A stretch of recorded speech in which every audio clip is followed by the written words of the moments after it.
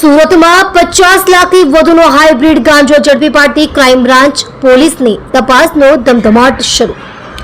સુરત શહેરમાં વારંવાર ગાંજો અને ડ્રગ્સ ઝડપાતું રહે છે, ત્યારે વધુ એકવાર હાઇબ્રિડ ગાંજો ઝડપાયો છે.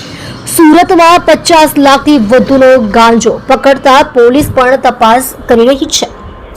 તો સુરત ક્રાઇમ બ્રાન્ચ દ્વારા આ ગાંજો ઝડપી પાડવામાં આવ્યો છે, તો 2 ડ્રગ્સ પેડલરની પણ ધરપકડ કરવામાં આવી છે. હાઇબ્રિડ ગાંજો સુરત ડીસીબીએ કબજે કર્યો. સુરત ક્રાઇમ બ્રાન્ચને મોટી સફળતા મળી છે, જેમાં સુરત પોલીસે ગાંજો ઝડપ્યો છે. 2 પેડલરો ગાંજો લઈને આવી રહ્યા હતા અને તે બાતમીના આધારે આ ગાંજો ઝડપી પાડવામાં આવ્યો છે. ગાંજો ક્યાં અને કોને આપવાનો હતો તે દિશામાં પોલીસે તપાસ શરૂ કરી છે. ગુજરાત બહારથી આ ગાંજો લાવવામાં આવ્યો હતો અને સુરતમાં અલગ અલગ વિસ્તારોમાં ગાંજાનું વેચાણ કરવામાં આવતું હતું. ગાંજા સાથે ઝડપાયેલ 2 આરોપીઓ ગુનાહિત ઇતિહાસ ધરાવે છે. સુરતમાં 10 લાખનું મેફેડ્રોન ડ્રગ્સ ઝડપાયું. સુરતમાં ગાંજો તો ઝડપાયો, સાથે સાથે 10 લાખનું મેફેડ્રોન ડ્રગ્સ પણ મળી આવ્યું છે.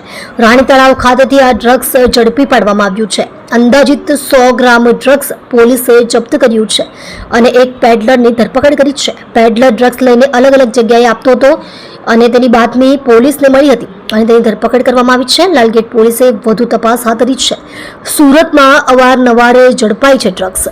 સુરત એક એવું શહેર છે કે જ્યાં અવારનવાર ડ્રગ્સ ઝડપાતું હોય છે અને પોલીસ કાર્યવાહી કરતી હોય છે. ડ્રગ્સને લઈ ગુજરાત પોલીસ સતત કામગીરી કરી રહી છે, ત્યારે આવા ડ્રગ્સ પેડલરોને પણ જેલના સળિયા ગણવાનો વારો આવ્યો છે.